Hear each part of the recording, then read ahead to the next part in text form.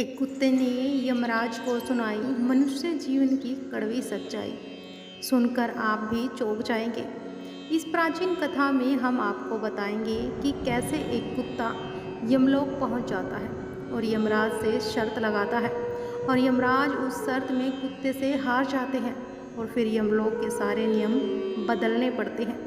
तो इस कथा में हम जानेंगे कि भगवान विष्णु ने यमराज को मनुष्य जीवन के संबंध में कौन सा महत्वपूर्ण ज्ञान दिया है। चलिए समय न बर्बाद करते हुए कथा को प्रारंभ करते हैं।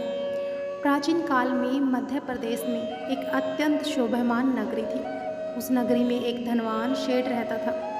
वह उस सेठ के पास एक काले रंग का कुत्ता होता है। वह सेठ बहुत लालची और कपटी स्वभाव का होता है, किंतु वह भगवान विष्णु का परम भगत भी होता है। वह हमेशा अपने इष्ट देव भगवान विष्णु की पूजा आराधना करता रहता था। फिर एक दिन उस सेठ की भक्ति से प्रसन्न होकर भगवान विष्णु उससे मिलने के लिए पधारते हैं और उसे दर्शन देते हैं और कहते हैं कि हे वत्स, मैं तुम्हारी भक्ति से अत्यधिक प्रसन्न हूँ। मांगो तुम्हें जो भी वर चाहिए, तुम्हारी जो भी इच्छा हो, मनोकामना हो, मैं अवश्य पूर्ण करूँगा। तो वह सेठ भगवान विष्णु से कहता है कि हे प्रभु, मैं आपके दर्शन करके धन्य हुआ। प्रभु, मुझे कुछ नहीं चाहिए, मेरे पास आपका दिया हुआ सब कुछ है।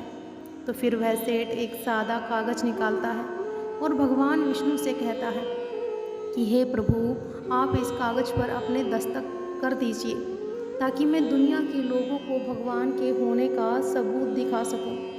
आजकल दुनिया में कोई यह मानना ही नहीं चाहता कि भगवान है। फिर भगवान ने कहा, ठीक है वत्स, लाओ, मैं तुम्हारे कागज़ पर दस्तखत कर देता हूँ। अब इतना कहकर भगवान विष्णु उस सेठ के कागज़ पर दस्तक कर देते हैं और अंतर्धन हो जाते हैं। तो फिर वह सेठ उस कागज़ को हमेशा अपनी जेब में डाल कर रखता है ताकि वह दूसरों को भगवान के होने का सबूत दिखा सके। अब फिर कुछ दिनों बाद उस सेठ का वह कुत्ता मर जाता है, जिससे वह सेठ बहुत ही दुखी हो जाता है। अब सेठ का कुत्ता मृत्यु के बाद यमलोक में जाने लगता है। फिर यमलोक पहुंचने के बाद वह कुत्ता यमराज के सामने खड़ा हो जाता है और यमराज उस कुत्ते का लेखा जोखा निकालते हैं और कहते हैं कि हे स्वान, तुमने तो पशु का जन्म पाकर भी कोई पाप नहीं किया। तुमने हमेशा अपने मालिक के साथ वफादारी की है, कभी किसी पशु पक्षी आदि प्राणियों को कष्ट नहीं दिया। तुमने अपने सभी काम बड़े ईमानदारी के साथ किए हैं। तो स्वान, एक कुत्ते का जन्म पाकर भी तुमने कोई भी घृणित कार्य नहीं किया, इसीलिए तुम्हारे सभी जन्मों के पाप नष्ट हो चुके हैं। हे स्वान, अब तुम बताओ, तुम किस लोक में जाना चाहते हो? तुम जहाँ चाहोगे वहाँ तुम्हें भेजा जाएगा। तुम जिस प्राणी का जन्म चाहते हो वह जन्म भी तुम्हें दिया जाएगा। हम तुम पर बड़े प्रसन्न हैं। शीघ्र बताओ, तुम्हारी क्या मनोकामना है? फिर वह कुत्ता बोलने लगता है कि हे धर्मराज, आप चाहे मुझे नर्क में भेजो या स्वर्ग में, मैं कहीं पर भी जाने के लिए तैयार हूँ। लेकिन मेरी आपसे विनती है कि मैं जिस भी स्थान पर रहूँ, मैं किसी मनुष्य के बंधन में ना रहूँ। मुझे किसी मनुष्य की गुलामी ना करनी पड़े और ना ही मुझे मनुष्य का जीवन चाहिए। आप कृपा करके मुझे कोई उचित स्थान प्रदान करें। अब कुत्ते की बात सुनकर यमराज आश्चर्यचकित होते हैं और सोचने लगते हैं कि मनुष्य का जीवन पाने के लिए देवता भी तरसते हैं। फिर यह कुत्ता मनुष्य का जीवन ना देने की कामना क्यों कर रहा है? फिर यमराज उस कुत्ते से कहते हैं कि हे स्वान, तुम मनुष्यों से इतनी द्वेष क्यों करते हो? मनुष्य का जन्म पाने के लिए बड़े बड़े देवता भी तरसते हैं। पृथ्वी पर तो मनुष्य का जीवन ही सर्वश्रेष्ठ है। फिर क्यों तुम मनुष्य का जन्म नहीं पाना चाहते हो? इससे पहले तुम्हें कभी मनुष्य का जीवन नहीं मिला है, शायद इसीलिए तुम मनुष्य जीवन के फायदे नहीं जानते हो। तुम एक बार मनुष्य का जीवन प्राप्त करके देखो, तुम्हें पता चलेगा कि उसके कितने फायदे हैं। अब यमराज की बात सुनकर वह कुत्ता कहता है कि हे धर्मराज, मैं जानता हूँ कि मनुष्य का जन्म कितना अनमोल है, लेकिन मनुष्य बड़ा ही स्वार्थी है, धूर्त है, कपटी और चालाक होता है। जब वह अपना मतलब देखने लगता है तो सही गलत सब भूल जाता है और उसकी तृप्ति किसी चीज़ से नहीं होती है। सारे संसार का धन भी उसे मिल जाए तो भी वह संतुष्ट नहीं रहता है। उसकी भूख कभी नहीं मिटती है। मनुष्य बड़ा ही असंतोष होता है। वह अकारण ही दुखी रहने लगता है, दूसरों को भी दुख देने लगता है। मनुष्य मुझे जैसे बेजुबान जानवरों को अपना गुलाम बनाकर रखता है और अपना काम निकलवाता रहता है। इतना ही नहीं, मनुष्य तो भगवान को भी धोखा देता है।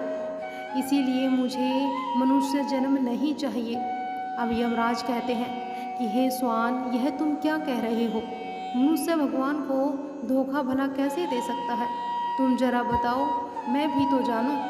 फिर कुत्ता कहने लगा कि हे धर्मराज, मनुष्य जब मंदिर में जाता है तो स्वार्थी मन से भगवान की पूजा करता है।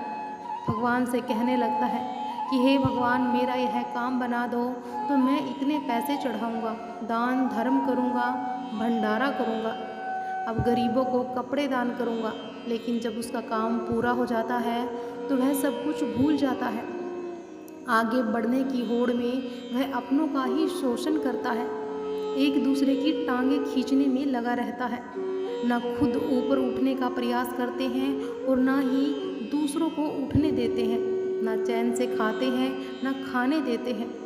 अपना काम बनाने के लिए दूसरों को धोखा देता है।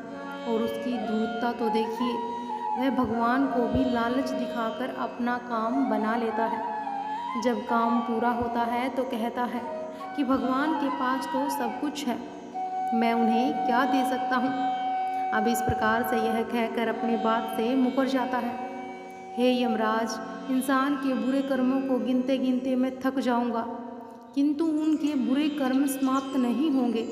उसकी चालाकी के आगे तो देवता भी कुछ नहीं है। अब कुत्ते की बात सुनकर यमराज कहते हैं कि हे स्वान, माना कि इंसान बहुत चालाक है, लेकिन हम देवताओं को मूर्ख नहीं बना सकता, क्योंकि हमारे यहाँ जितने भी जीव आते हैं उन्हें हम ही दंड देते हैं। उसने पृथ्वीलोक पर कितनी चालाकी क्यों ना की हुई हो, उसे मृत्यु के बाद यहीं आना पड़ता है। और सभी इंसान यहाँ आकर हमारे सामने रोते हैं, माफ़ी मांगते हैं, नरक जाने के भय से और मेरे भयंकर रूप को देखकर थर थर काँपते हैं। सभी मनुष्य हमारे अधीन रहकर ही काम करते हैं। फिर वह कुत्ता बोलता है कि हे धर्मराज, आपके पास जितने भी मनुष्य आते हैं वे सब मरे हुए होते हैं। आपका पाला किसी जीव जंतु से नहीं पड़ा है। यदि आप किसी जीवित मनुष्य को यमलोक लेकर आ गए तब आपको पता चल जाएगा कि जीवित इंसान कितना खतरनाक होता है। उस कुत्ते की बात सुनकर यमराज को आश्चर्य हुआ और गुस्सा भी आ गया। वे सोचने लगे, यह तो हमारे यहाँ पर आकर हमारा ही अपमान कर रहा है। इस तुच्छ कुत्ते को दिखाना होगा कि हमारे सामने कोई इंसान कुछ भी नहीं है। इंसानों की चालाकी हमारे सामने नहीं चल सकती है।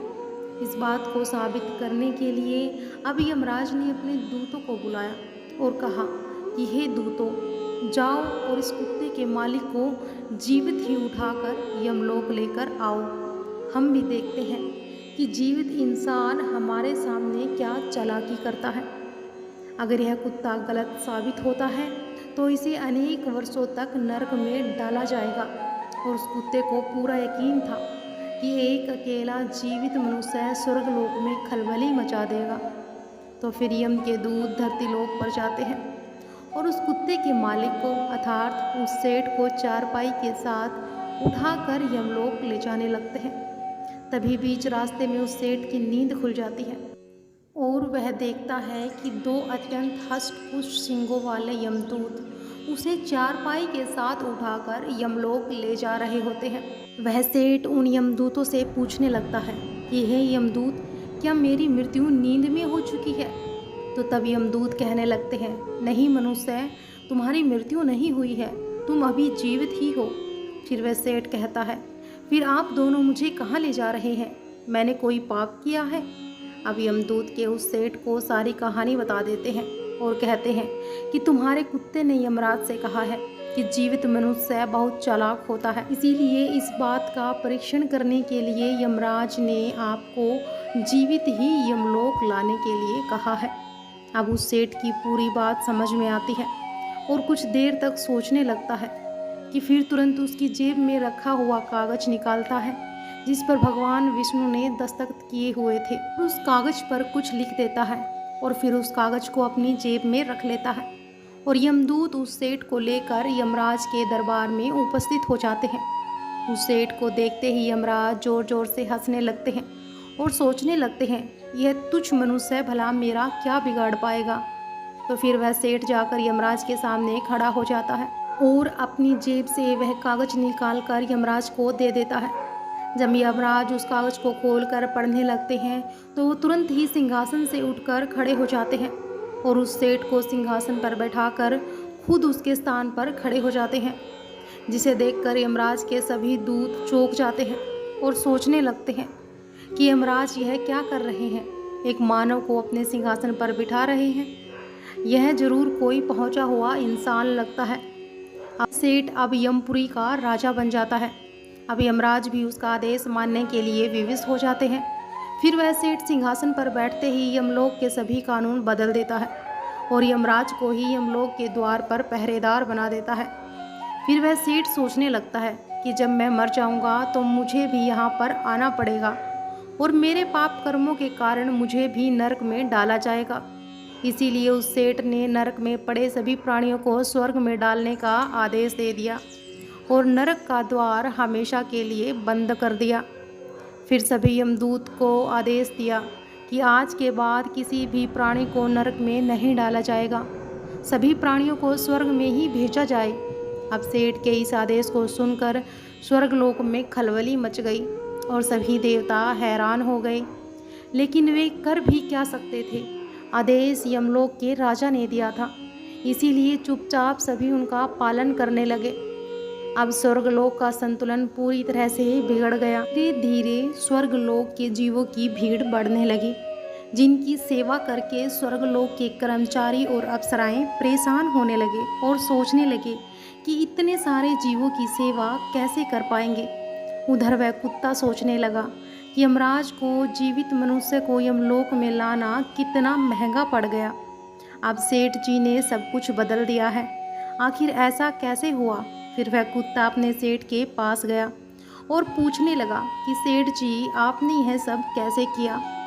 आप तो यमलोक के राजा बन गए हैं, अब मैं सारे जीवन आपका दास बनकर रहूँगा। कृपया आप मुझे बताइए कि आपने यह सब कैसे किया।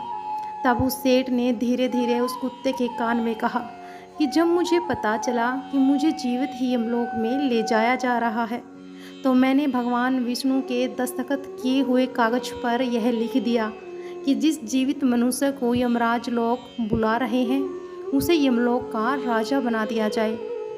यही मेरा आदेश है। अब उस कागज पर भगवान विष्णु के दस्तखत देखकर यमराज को लगा कि भगवान विष्णु का ही आदेश है, तो उन्होंने बिना विचार किए ही मुझे यमलोक का राजा बना दिया। उस सेठ की बात को सुनकर वह कुत्ता बहुत खुश हुआ और सोचने लगा कि इंसानी दिमाग चाहे जहाँ भी रहे खुरापात तो करेगा ही। इधर यमलोक का ऐसा हाल देखकर सभी देवता भगवान विष्णु से मिलने के लिए बैकुंठ चले गए और उन्हें सारी बातें बताई। तो भगवान तुरंत ही यमपुरी में आ गए तो उन्होंने देखा कि यमराज यमलोक के द्वार पर पहरा दे रहे हैं और फिर यमराज के सिंहासन पर कौन बैठा है। तो भगवान विष्णु को देखते ही यमराज उनसे प्रार्थना करने लगे और कहने लगे कि हे प्रभु, आपकी यह लीला बड़ी ही विचित्र है। धरती के एक साधारण से मनुष्य को आपने यमलोक का राजा बना दिया और मुझे पहरेदार बना दिया। तो भगवान विष्णु यमराज से कहते हैं कि हे धर्मराज, मैंने नहीं किया ये सब, यह तो मनुष्य के चालाक दिमाग का कमाल है। यदि तुम जीवित मनुष्य को यमलोक लेकर आओगे तो यही होगा, इसीलिए मैंने मृत्यु के बाद ही मनुष्य को यमलोक लाने का आदेश दिया था, ताकि मनुष्य के सभी दोष और स्वभाव शरीर के साथ ही नष्ट हो जाएं और केवल उसकी आत्मा ही यमलोक में प्रस्थान करे। किंतु आप तो एक जीते जागते मनुष्य को ही यमलोक उठाकर ले आए हैं। अब यमराज से इतना कहकर भगवान विष्णु आगे बढ़े और फिर जब उस सेठ ने भगवान विष्णु को आते हुए देखा तो वह तुरंत यमराज के सिंहासन से उठकर खड़े हो गए और बोलने लगे कि हे प्रभु, मुझे क्षमा करो। मैंने अपने कुत्ते को नरक में जाने से बचाने के लिए और मनुष्य की बुद्धि का बल दिखाने के लिए ही ऐसा किया। मैं आपके द्वारा दिए गए वरदान का दुरुपयोग नहीं करना चाहता था। हे प्रभु, मैं आपके दर्शन करके धन्य हो गया। अब मुझे किसी चीज़ की अभिलाषा नहीं है। तो फिर भगवान विष्णु मुस्कुराए और उन्होंने सेठ को क्षमा कर दिया और फिर सेठ धरती लोक पर लौट गए।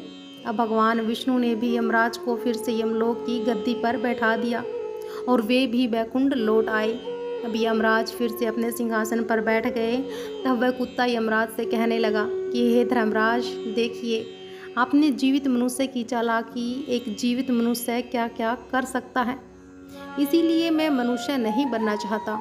मनुष्य जब स्वार्थी बन जाता है तो वह अंधा हो जाता है, परिवार दिखनाओं से बंद हो जाता है, लालच में वह धर्म को भी भुला देता है और अनिष्ट कार्य करने लगता है। तब तक वह शास्त्र अनुसार कर्म करता है, तभी तक वह सुखी रहता है। और जब वह धर्म से विमुख हो जाता है तो कलेश और बीमारियां उसे घेर लेती हैं और उसका पतन हो जाता है। तो फिर यमराज उस कुत्ते को क्षमा कर देते हैं और उसे स्वर्ग में भेज देते हैं और यमलोक के बदले हुए कानूनों को फिर से सही कर देते हैं। तो इस प्रकार से कुत्ते ने यमराज को मनुष्य के जीवन की सच्चाई बताई।